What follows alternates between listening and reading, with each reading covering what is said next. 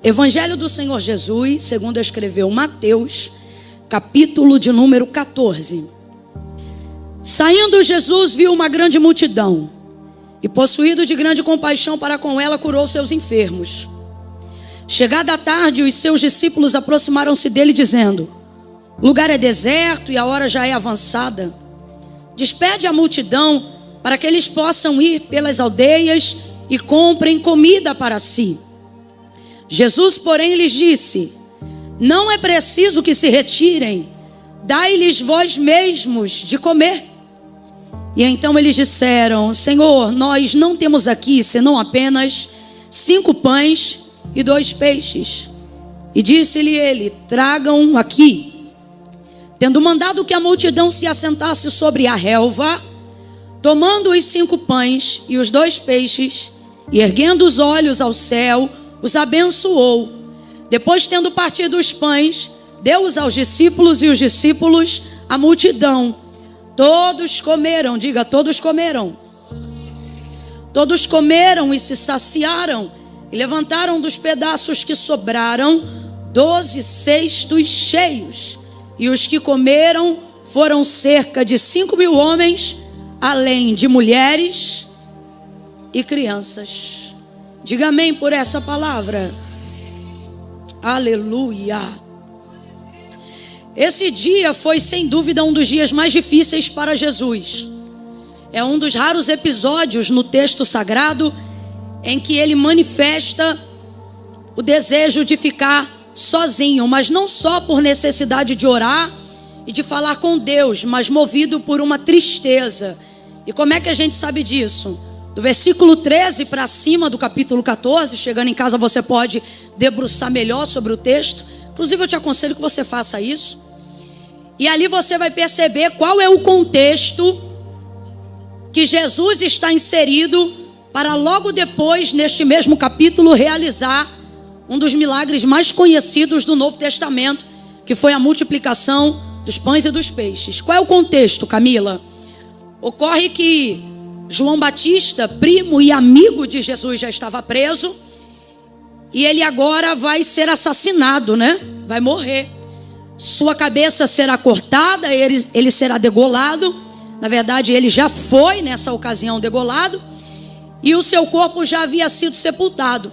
Quando os discípulos de João Batista souberam o que aconteceram, imediatamente foram contar para Jesus e os seus discípulos.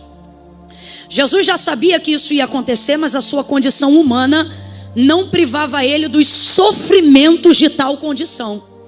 Existem pessoas que querem minimizar os sofrimentos de Cristo por ele ser o Filho de Deus.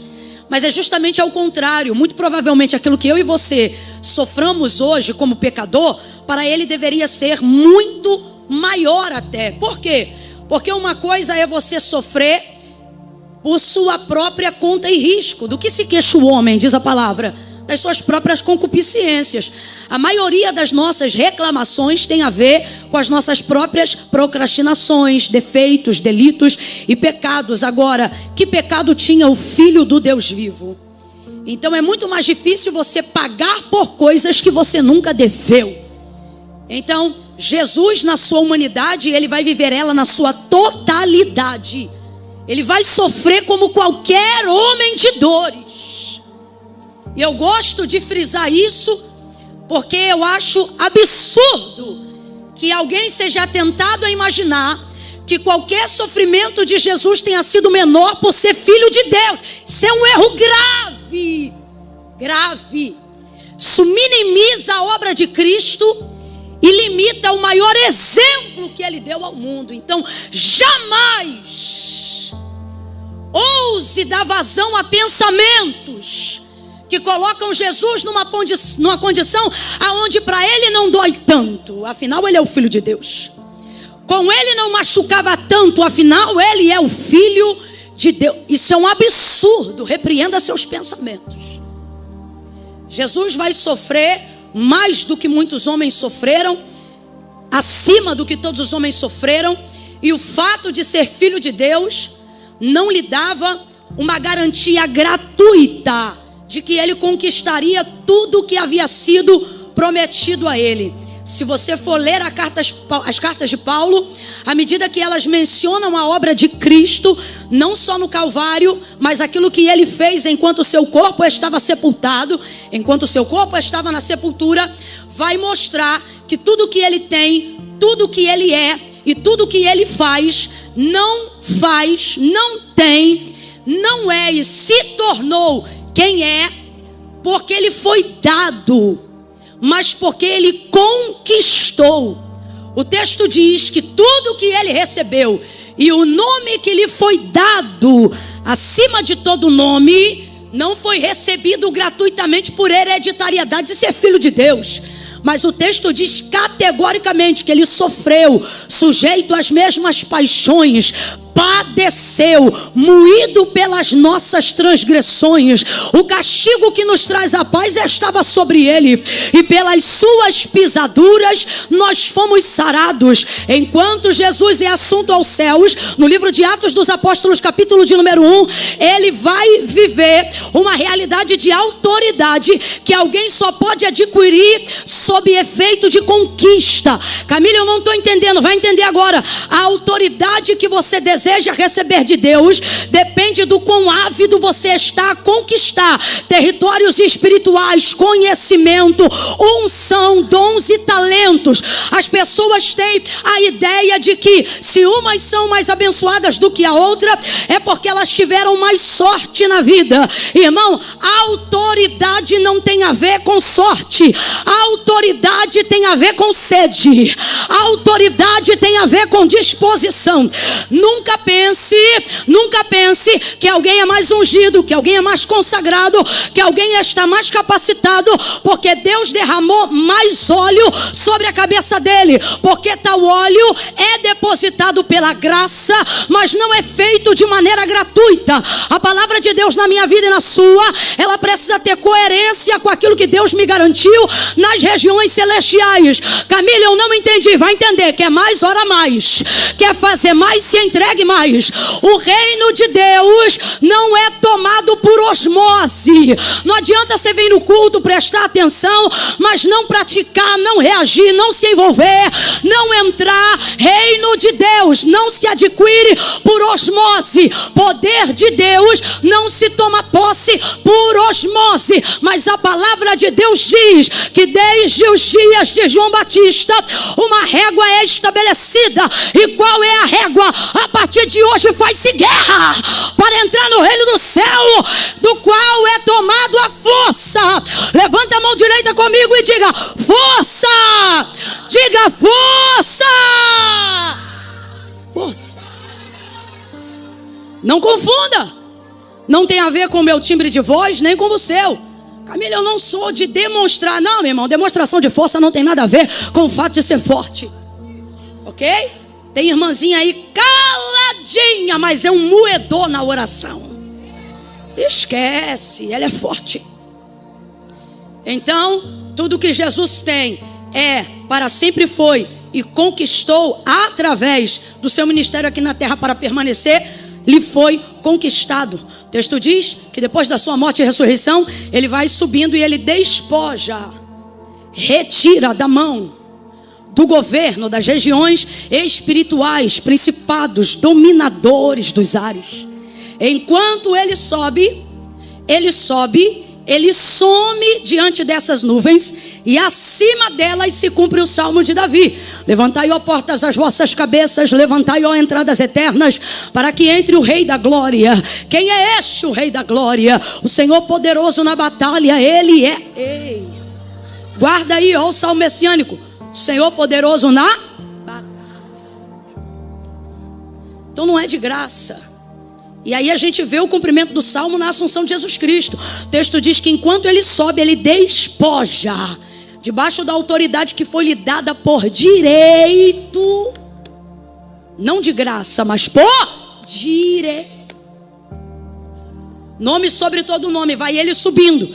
E aonde estavam todos os dominadores que dominavam todas e quaisquer geografias, gente que tinha o sobrenome da tua família na mão, gente que tinha autoridade para desgovernar a sua casa assim que tivesse possibilidade de recurso.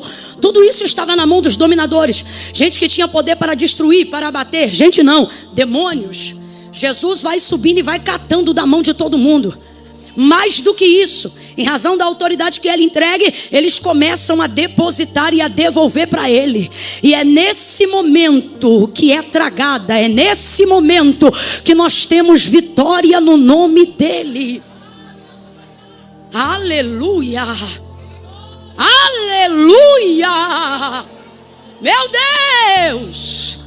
O que te empodera não é um salto, é a autoridade do nome de Jesus. O que te empodera não é um discurso, nem uma filosofia, é ter o teu nome escrito no livro da vida e teus pecados perdoados pelo sangue de Jesus. É isso que nos empodera. Jesus é isso tudo, mas está passando por um momento de muito sofrimento, dor e agonia. E não é coincidência, essa tristeza vem justamente na hora que ele fica sabendo sobre a morte de João Batista. Agora diga para mim, ele já sabia que João Batista morreria, sim ou não? Até João Batista já sabia que ele morreria. Ele não só disse que eu diminua para que ele cresça, como ele também dizia que ele cresça e que eu desapareça. Ele sabia o que ia acontecer. Mas o fato de saber que as coisas vão acontecer nos preparam para elas, mas não nos faz sofrer menos. Camila, se não me faz sofrer menos, que valia tem saber antes, receber uma revelação antes, uma visão antes, uma profecia antes? O fato de saber que a gente não está solto no mundo. Quando você é visitado por uma prévia e Deus já te antecipa, a gente não gosta quando o vaso, quando o profeta, quando Deus, seja por sonho ou visão, chega e diz, vai acontecer um vento. Eu me lembro a última vez que eu recebi uma profecia dessa. Foi inclusive um grande homem de Deus. Ele disse, eu vejo uma onda muito grande que você não consegue ver onde ela termina. E essa onda vem contra a tua embarcação e ela despedaça teu barco inteiro. O ano era 2012. E vai ter caco de madeira para tudo que é lado. E a única palavra de esperança no final foi assim, mas você vai sobreviver. Dependendo do que a gente passa, a gente nem sabe se é assim que a gente quer que termine a profecia. Porque eu vou sobreviver, mas mediante a quê? Diante de que circunstâncias? Quem não vai sobreviver? E etc, etc, etc. E de fato aconteceu. Só que quando aconteceu, eu me lembro que no auge do desgoverno psicológico, emocional, espiritual, eu me lembrava, Deus falou que isso ia acontecer. Deus falou, e aquilo me dava calma e controle para saber que se Deus mostrou o início e mostrou o final, não importava o que estava acontecendo no meio, Ele se mantinha sobre o controle de tudo que estava acontecendo. Agora, o fato de ser avisada previamente, o fato de saber que algo está por vir, não tira de mim e de você o sofrimento. Vai doer, vai machucar, não vai doer menos por eu saber, mas vai me preparar melhor por eu saber. Então Jesus sabia disso, mas não doeu menos. Então ele ficou extremamente triste e ele desejou ficar sozinho. E ele queria ficar sozinho mesmo, ele queria ficar distante até dos seus discípulos, porque dependendo do momento da sua vida que você está vivendo, nem amigo você quer ter do lado. Ele precisava ter um momento a sós com o seu pai, colocar em ordem a sua parte humana, porque imagine um ser divino, compotado, pressurizado, dentro de uma limitação humana. Eu imagino que as questões emocionais de Jesus, se sentasse num divã, deveriam ser de Dr. Augusto Cury para cima, coisa séria. E aí ele deseja ficar sozinho, muito triste. Ele sai dali, entra num barco e vai para uma região deserta por opção própria.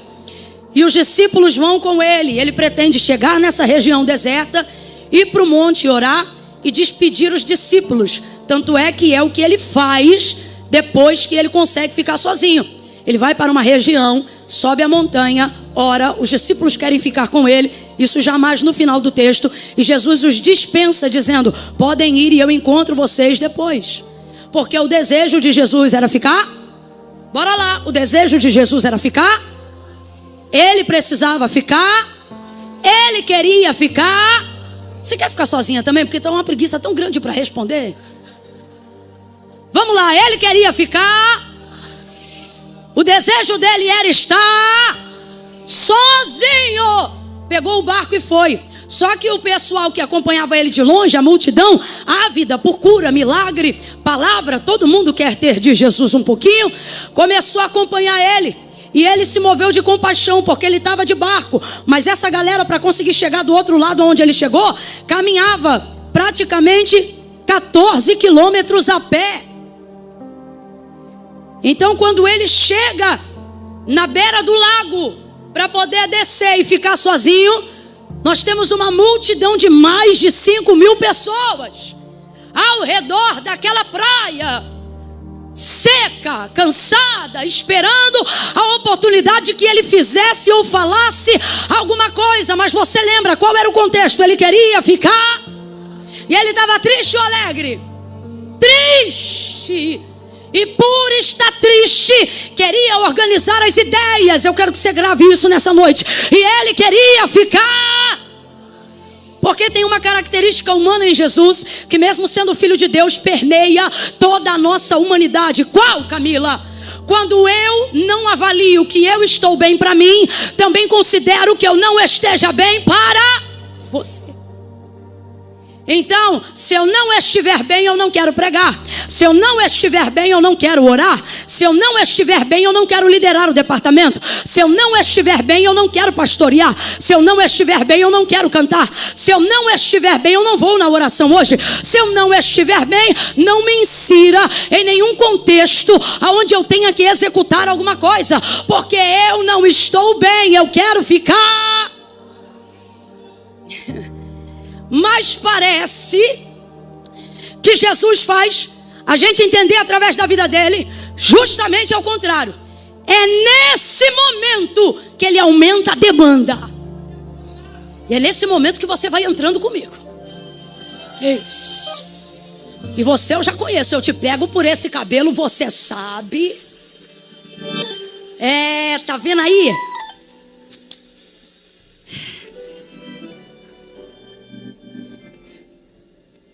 Deus aumenta a demanda nessa hora. Na hora que a gente menos se vê capaz. Eu não tinha condições de pregar agora. Senhor, eu não tinha condições de que o meu ministério acontecesse agora. Aí o momento é de ficar sozinho na sua concepção emocional. Mas o pastor diz, eu preciso que você lidere o departamento este ano. Aí você diz, não é possível. Alguém está dizendo, eu vou aumentar o seu cargo na empresa, o salário aumenta, mas a demanda também. E você sabe que isso é resposta de uma oração que você fez um tempo. Mas na época que você orava isso, você estava bem, você se sentia pronta. E agora você diz, não é possível que esta empresa e que esta representação vai me chamar justamente agora. Agora eu não estou bem, agora eu estou triste, agora eu sou dependente de remédio, agora eu estou tratando a depressão, agora eu estou passando um problema no casamento, eu não estou bem, eu preciso ficar sozinho. Aí vem cargo, vem convite, vem conselho, vem agenda, vem problema na família, vem pedido de oração, e você diz, eu preciso ficar sozinho, porque eu não estou bem. E Deus dizendo, aumenta a demanda, que eu vou mostrar para ela o que acontece quando ela não está bem. Eu vou mostrar para ela quem é que cobre o expediente dela quando ela está precisando de folga. Não abra a boca e diga não. Faça como Maria, eis-me aqui, cumpra-se em mim a vontade do Senhor. Quando Jesus vai descendo do barco, o que ele queria era ficar sozinho, mas a demanda da multidão não deixa. A multidão não deixa. Eu vou traduzir para miúdos. A fatura do cartão não deixa. Os boletos bancários não deixam. A quimioterapia não deixa. Eu quero ficar sozinho, mas os filhos não deixam. A escola não deixa. O ministério não deixa. As mulheres vitoriosas não deixam. Ah, Deus, eu peguei esse barco e fui, porque o Senhor sabe, eu preciso ficar sozinho. E qual é a nossa ideia nesse momento? Eu não sou útil para o Senhor em nada agora. Só que parece que é nessa hora que o Senhor diz: para nós é a hora que você fica mais maleável na minha mão. Em nenhum momento você é mais dependente de mim quando se sente incapaz. Em nenhum outro momento você é tão dependente de mim quanto está agora, quando você se sente fraca como está agora. Só que você está tão acostumada a dar expediente, a ser maravilhosa, a ser intensa, que quando você não está bem, você pensa que não presta para mais nada. E o Senhor está dizendo para alguém: quando você não faz, para mim você ainda é. Então para eu fazer, eu não preciso que você faça, só preciso que você continue sendo. E o que você é? Você é uma bênção. Olha para quem está do teu lado agora e diga para ela: você é uma bênção. Não, teve gente que não falou. Diga: você é uma bênção. Fala pra ela: você é top.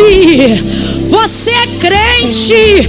Você não tem sossego para ficar sozinha, porque todo mundo tem um testemunho com você. Da hora que você orou, do dia que você abraçou, da campanha que você fez, da palavra que você liberou. É por isso que tu não tem paz para ficar sozinha, porque você é uma bênção. Todo mundo quer estar aonde você está. E se você não for, tem gente que nem vai, porque você motiva, você anima, você levanta, você faz gente caminhar. Quem está entendendo, diga amém. Então repreenda aí na tua cabeça aí agora. Melhora aqui só mais um pouquinho para mim, por favor. Repreenda aí da sua cabeça agora e diga assim: eu. Não, tá faltando convicção aí. Diga: eu sou uma bênção. É uma bênção. Vou falar bem no carioquês. Cara, você é uma bênção. Por isso que você não está conseguindo desfrutar de paz para se isolar. Com todo o testemunho que você vem trazendo até aqui, como é que agora foge e passa desapercebida? Como é que agora some e ninguém nota? Você sabe como você percebe que você alcançou relevância? Não é quando você está presente, é quando a sua ausência grita mais do que a sua presença. Aí nessa hora você diz: alcancei algum reconhecimento. Então, e o que vai ajudar Jesus a fazer o que por espontaneidade, salvo pelo ministério, ele não faria naquela hora? O texto diz: compaixão. Camila, aonde eu vou conseguir recurso para atender uma demanda que me aperta e que eu tenho que saldar? Porque se tu pudesse desviar da demanda, tu desviava. Só que entenda, para Jesus ficar sozinho, ele não vai conseguir fugir da multidão, ele vai ter que resolver a questão da multidão para ser liberado. Então veja, não é que a gente é super responsável não. Quando você vê uma mulher dando conta de algo que Deus está dando graça a ela para dar conta, você pensa assim: nossa, que inspiração, né? Fulano é tão responsável. Nada, rapaz, ela sabe que enquanto não resolver, ela não respira. Enquanto não liberar aquela demanda, ela não vai conseguir alcançar um objetivo pessoal. Então, veja, Jesus tem que resolver isso. E de onde virá a motivação para que outras pessoas recebam tanto dele, quando ele mesmo não se vê motivado a fazer nada naquele momento? Tem um nascedouro fortíssimo E a gente tem que ter essa fonte na vida. Se você cavar essa fonte na vida, é a fonte que não deixa de jorrar água. Chama-se compaixão. Qual é o nome da fonte? O que faz a esperança renascer? O que te dá força para fazer pelo outro o que você não teria força nem para fazer por si mesmo? Compaixão é uma força poderosa e é o recurso que o céu usa para fazer milagres. Todos os milagres, se não a maioria, daqueles que Jesus realizava, tinham como objetivo de motivação, não de resultado, mas de motivação principal, a compaixão. Ele se movia de compaixão pelas pessoas. A compaixão tem sido desprezada por causa do nosso egoísmo. Acreditamos que o nosso tempo só é útil se ele for primeiro nosso. Acreditamos que só vamos ser capazes de fazer o que as pessoas precisam que nós façamos se primeiro organizarmos a nossa vida. Então estamos numa disputa desenfreada para quem gere o próprio tempo melhor em prol de si mesmo. Nunca vivemos uma geração de tanta tecnologia e ao mesmo tempo de tanta ocupação. Nunca vivemos uma era onde deveria ser mais fácil para que tivéssemos mais tempo, mas ocorre que quanto mais fácil fica, parece que menos tempo a gente tem. Hoje você consegue ter uma comida em casa através de alguns toques no celular. Hoje você consegue organizar um evento sem depender de reunião presencial o tempo todo. Você pode fazer videoconferência, WhatsApp e tantas outras coisas. Comunicação em larga escala através da rede social. Mas nunca houve-se um tempo onde as pessoas estiveram com tanta falta de tempo. E por que isto está acontecendo? Pelo aumentar da iniquidade, o amor de muitos está se esfriando. E o amor é a mola propulsora da compaixão. Agora, vamos falar rapidamente sobre o que é a compaixão? A capacidade de se mover pelo outro. Resumindo, sabe quem consegue fazer isso com despretensão plena? Filhos. Filhos fazem isso com mães e pais. Se não dependesse do teu filho, aquela patroa não te via na segunda-feira. Tem gente aqui que vai trabalhar por compaixão do filho. Outras aqui que sustentam a oração em prol de um marido que ainda não se converteu, com uma vida devocional piedosa, por compaixão ao ministério que recebeu, a palavra que vela para cumprir. A compaixão, ela é um dispositivo poderoso. Ela faz a gente encontrar capacidade de fazer para os outros aquilo que não encontraríamos capacidade se a motivação fosse só nossa. Então, quando você pensar assim, não me sinto motivada a fazer nada pelos outros, pode ter certeza, porque você não está se sentindo motivada a fazer nada por você. Camila, e se eu não consigo fazer nada por mim, como então desenvolverei compaixão para fazer pelos outros? A resposta então está: pare de achar que você é inútil para os outros quando você não estiver conseguindo ser útil para você. E então você vai encontrar força para se realizar através daquilo que você tem sido capaz de fazer para a vida das outras pessoas que estão à sua volta.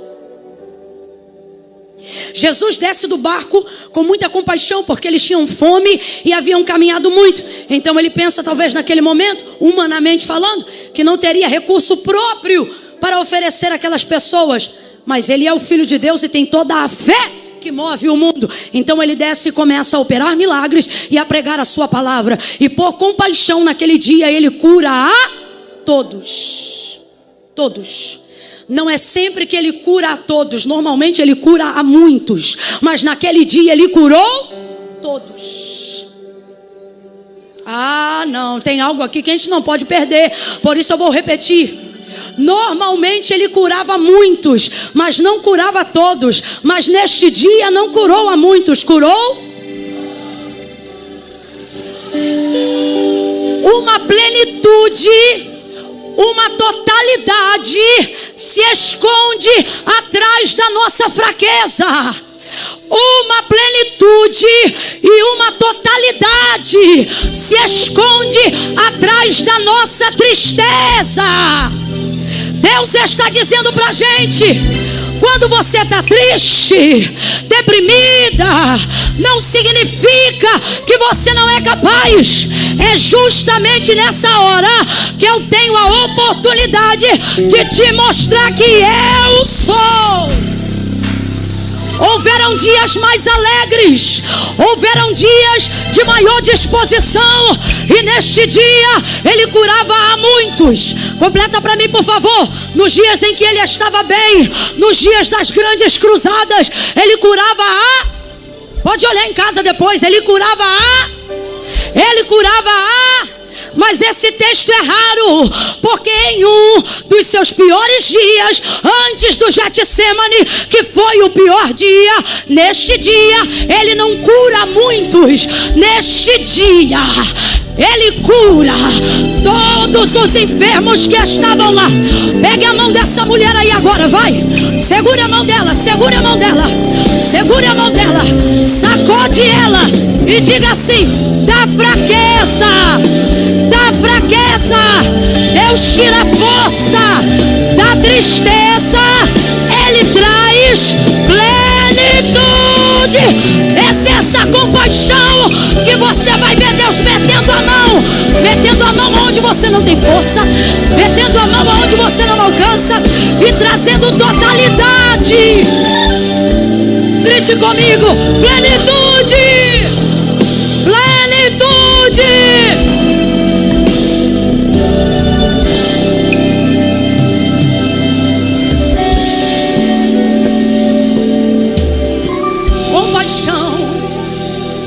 Compaixão,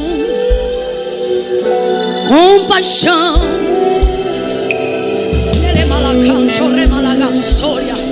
Exerça compaixão, compaixão.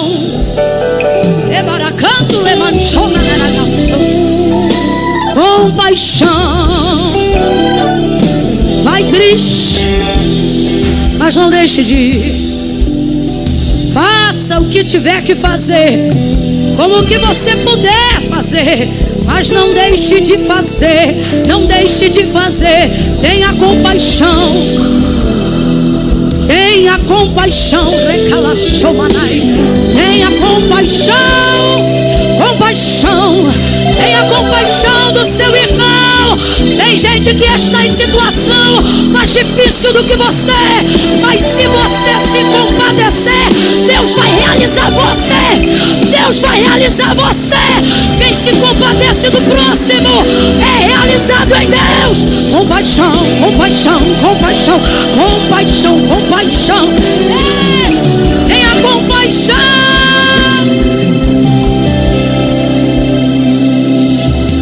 Compaixão alivia a depressão.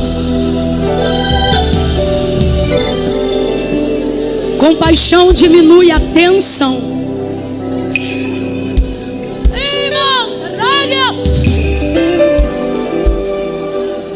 Você só olha para você. Por isso que não tem força para levantar no outro dia animado. Você só olha para você. Você dorme e acorda pensando: como é que eu faço para resolver o meu problema? Você não sabe o nome da sua vizinha. Você não liga para os seus pais. Você não consegue ter 15 minutos de conversa com seus filhos sem olhar para o celular. Depois não entende porque está pesada, porque está tão difícil de encontrar solução. É difícil encontrar solução em mentes e corações que não dão espaço para compaixão.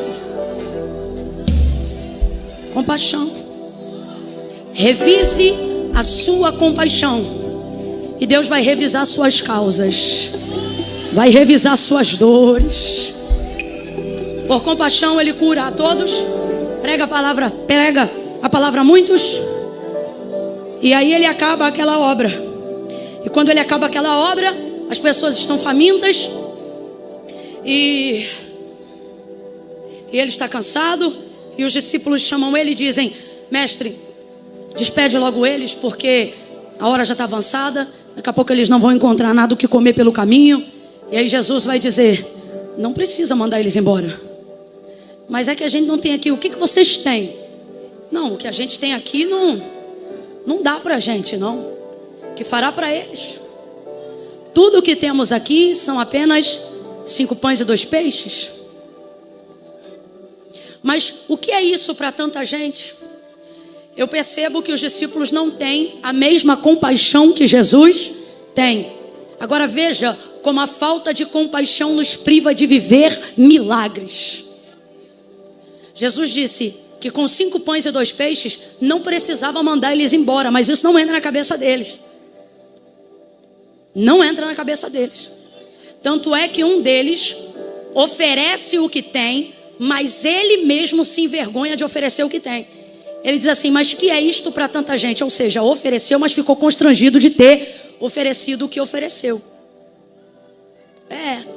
A gente diz que tem compaixão e que Jesus pode usar o que a gente tem, mas a verdade é que enquanto a gente oferece, a gente desanima e quer desmotivá-lo de usar. Falar rasgado que é para todo mundo entender. Olha, Jesus, eu até posso entregar uma palavra, mas também o senhor sabe como é que eu prego, né? Eu não prego nada. Jesus, se não tiver ninguém para orar, eu até oro, mas o senhor sabe que eu não sei orar. A gente quer o tempo todo desmotivar Deus de nos usar.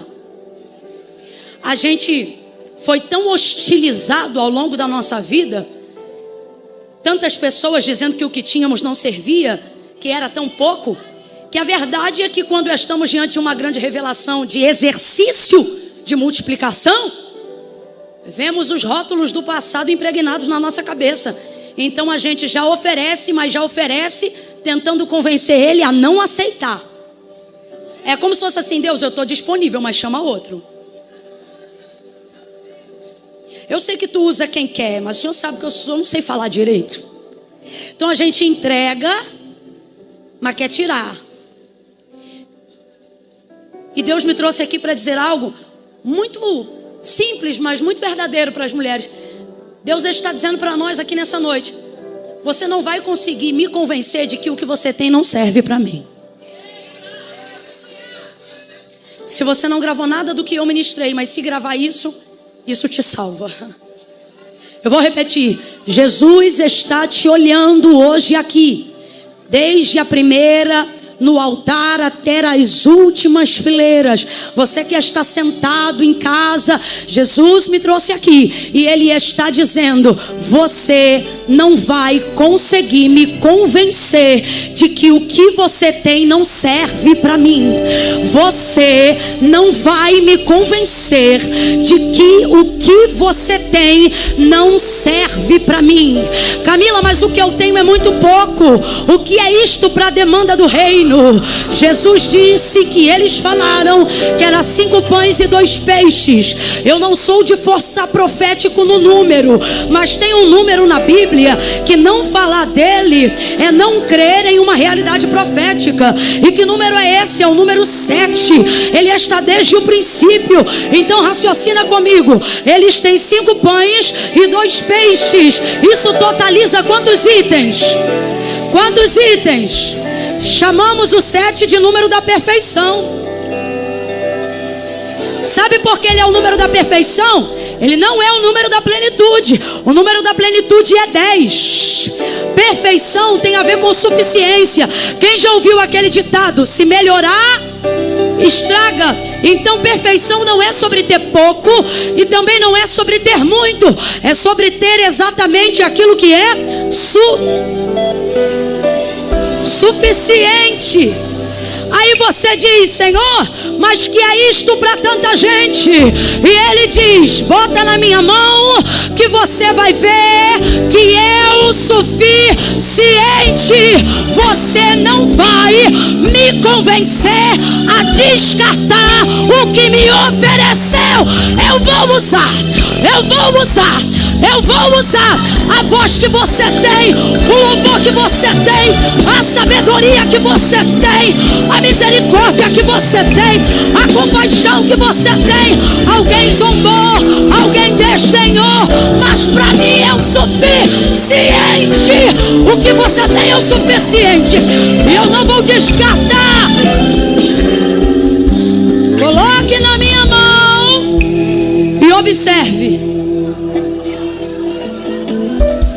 Jesus está dizendo para alguém: eu só não fiz ainda o que eu quero fazer com o que você me ofereceu, porque eu estou gastando tempo tendo que te explicar.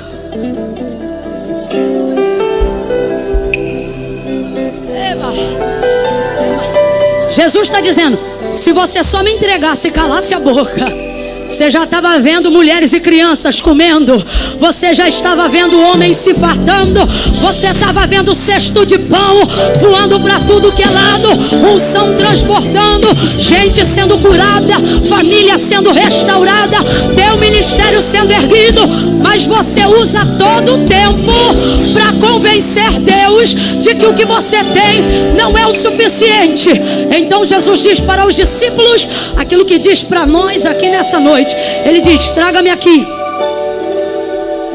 Se ele tem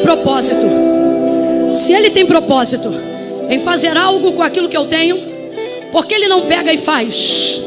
Porque Jesus não trabalha com o que você tem, ele só trabalha com o que você oferece e coloca na mão dele. Você pode ter muito mais do que você está oferecendo, ok? Mas ele só vai trabalhar com aquilo que você entregar. Guarda isso. Tem mulheres que a gente olha para elas no exercício do ministério e a gente pensa assim: mano, fulana podia fazer mais, ciclano podia ir além. É uma perspectiva que a gente tem quando vê o potencial da pessoa. E por que não vai? Porque não tem? Não, a gente olha e vê que tem. Mas Jesus só trabalha com aquilo que a gente entrega. Você só vai ver multiplicação nas áreas que você decidiu entregar. Ele não toma. Ele diz assim, ó: tragam-me aqui. O que ele está dizendo? Eu não vou buscar. Querem ver o milagre? Tragam aqui e coloquem na minha mão. E eu prometo que eu encerro nesse último tópico. Por que é uma dificuldade tão grande de entregarmos o que nós temos? Primeiro, porque acreditamos que não é o suficiente. Gastamos todo o tempo do milagre colocando Jesus na condição de ter que nos convencer que Ele é capaz, e de ter que nos desconvencer que Ele não vai desistir do que temos. Esse é o primeiro ponto. O último ponto, e eu encerro nele. Por que é tão problemático viver isso? Porque quando está na sua mão, você sabe o que você pode fazer com aquilo. Se você vai fazer o peixe assado, frito, cozido, muqueca, está na tua mão. O problema do peixe é problema seu. A solução do peixe também é da tua cabeça. E o pão, a mesma coisa. Se tu vai comer cortado, fatiado, torrado, esfarelado, se o peixe e o pão estão na sua mão, você vai distribuir ele conforme você quiser. Então por que tanta resistência de pegar aquilo que eu tenho e colocar na mão de Jesus? Porque na minha mão eu tenho o controle para fazer com aquilo que eu tenho aquilo que eu quero. Mas na mão dele, todo mundo aqui sabe, perde-se o controle do que ele vai fazer com aquilo que eu chamo de meu. E isso é difícil, mano. Porque é você ver o que você chama de seu indo parar na mão de outro administrador. Então eles pegam os 5 pães, os 2 peixes. A primeira coisa que Jesus vai fazer é render graças. O texto diz que ele olha para o céu e rende graças. Olha para cá. Jesus nunca pediu Deus para multiplicar os pães e os peixes. Ele só levantou o pão e o peixe e agradeceu. Agradeceu pelos 5.000? Não, ele agradeceu pelos 5. Pelos 5 pães e os 2 peixes. Por que a escassez de milagre? Porque aonde não há compaixão não tem realização. Se não tem realização, a gratidão vai se esvaindo. Quem tem mania de fazer culto de ações de graça depois da vitória recebida, somos nós. Jesus nunca fez. Eu nem sei quem inventou isso. Jesus nunca fazia culto pelo que aconteceu, ele fazia culto pelo que estava acontecendo. Pegou o pão, o peixe, ergueu as mãos e deu graças. Ele deu. Ele deu. Jesus está dizendo que o que leva a gente para o próximo nível é o quê? A gratidão, a graças. Você está dizendo, Deus multiplica, multiplica. E Deus está dizendo, como é que eu vou multiplicar em cima do que você não é nem grato pelo que recebeu? Ele rende graças. Quando ele rende graças, ele parte os pães, distribui entre os discípulos e os discípulos vão distribuir entre a multidão. Mas é aqui, é nesse ponto que a chave vira. Aquilo que na mão deles era inteiro, o pão e o peixe, a primeira coisa que Jesus fez foi torná-los em pedaços.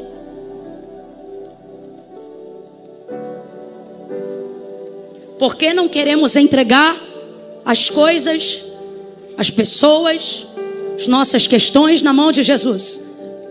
Porque se a gente for olhar para um texto profético como esse, a gente vai ver que a primeira coisa que ele faz com o que a gente entrega para ele é tirar de nós o direito de chamar aquilo de meu. E ter perda de controle do que era meu me deixa desestabilizado. Segundo ponto, ele começa a despedaçar. Não. Eu queria que você imaginasse a cena. Deixa eu ver se eu tenho aqui. Pensa numa coisa.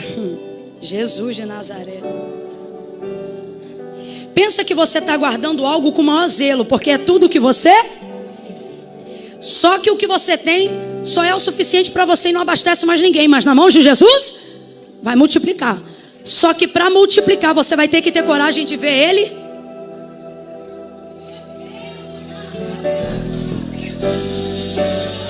Sabe? Imagina, na sua mão era inteiro e na mão dele, ele começa a rasgar o pão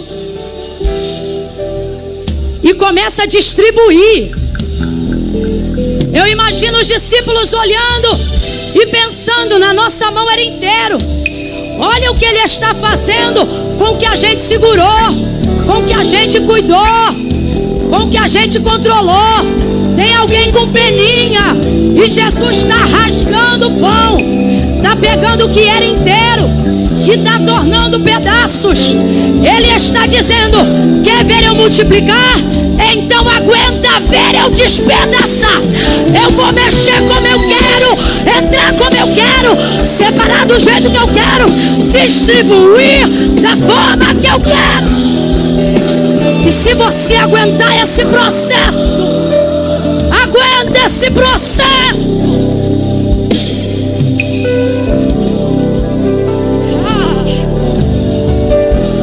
É complicado quando aquilo que a gente tem já é tão pouco e ele pega o pouco que a gente tem e despedaça na nossa frente.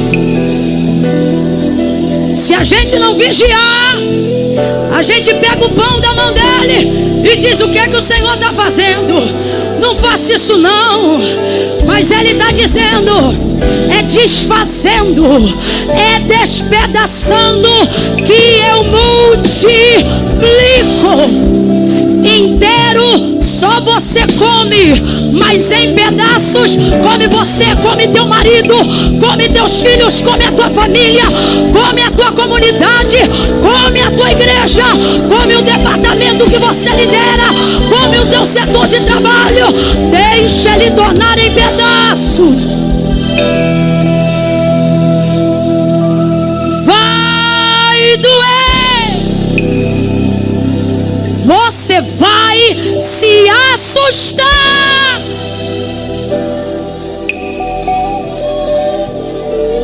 Mas você também vai ver um alcance que sozinha você não teria, um leque de possibilidades que sozinha você não geraria. Jesus está dizendo, bota na minha mão, mas bota sabendo que eu vou tornar o que na tua é inteiro, na minha vai virar. Consegue nem falar, né? Na minha vai virar. Só que olha aqui para mim. Pedaço também alimenta. Vamos lá. Um bolo, imagine agora um bolo inteiro. Um bolo inteiro sobre a mesa. Você come um bolo inteiro de uma vez? Você come um bolo inteiro de uma vez? Para você que não entende o que Deus está fazendo com as suas coisas. Imagine aí agora uma panela de feijão inteira. Você engole de uma vez todos os caroços e caldo de feijão como se fossem um só de uma única vez? Não. Chama-se medida cartesiana. Você fraciona para que você possa consumir. Porque se você deixa inteiro, até o que é comida deixa de ser comida e vira um ídolo. Não pode mexer, tem que ser daquele jeito. E às vezes o seu jeito de fazer, do seu jeito, criou em você o seu Deus. Então você tem possibilidades, mas não consome e nem consuma nada. Porque tem o seu jeito, da sua forma, e é sempre inteiro. Ninguém pode tocar, ninguém pode intervir. Tem que ser do seu jeito, a sua maneira. Então você tem, mas não executa. Você poderia, mas jamais se realiza. Porque você tem o que é e o que serviria, mas a sua maneira de gerir impossibilita o consumo. Você está entendendo o que Deus está falando? Quando Jesus torna em pedaços, Ele viabiliza a multiplicação para que ela pudesse ser consumida. Então você diz: Jesus está acabando comigo. Jesus está dizendo: não, eu estou te dando possibilidade de consumir o que antes você só podia observar. Eu estou quebrando a idolatria que você foi gerando dentro de você mesmo. Eu vou falar rasgado que é para todo mundo entender. Irmão, tem gente aqui que tem conta no banco, mas tem gente aqui que tem ídolo no banco. Nunca pode ofertar mais do que o valor Y. Não, isso aqui é muito sério. E Mamon já é o seu Deus há muito tempo. Ninguém pode mexer, não pode virar um pedaço. Tem que ser inteiro a renda, o retorno, o investimento. Aí você diz também: tenho que trabalhar muito, tenho que trabalhar mais, porque você só conhece o esforço do seu braço. Agora, para quem decide ver Deus despedaçar, também vai viver multiplicação, que nenhum rendimento no banco dá com o mesmo equivalente retorno que só o céu pode dar. E não precisa ficar preocupado com o seu coração não, porque tem gente aqui que está tão apegada a Mamon, que fechou o coração agora pensando: será que vai tirar oferta? Até esqueceu que a oferta foi tirada. Eu não vou tirar oferta nenhuma não, é teu medo, né, de despedaçar o teu ídolo. Ele despedaça e distribui. Todos comem e ainda sobram quantos pedaços? Pedaço eu não sei, mas são muitos. Sobram 12 cestos cheios. Antes só tinha 5 pães e 2 peixes, mas agora tem 12 cestos. Foi bom ter entregado, sim ou não? Sim ou não? Então por que você não entrega? Porque você quer convencer Deus que o que você tem não é o suficiente. Entrega. Sussurra para a vizinha e diz para ela: entrega. Fica de pé do seu lugar em nome de Jesus.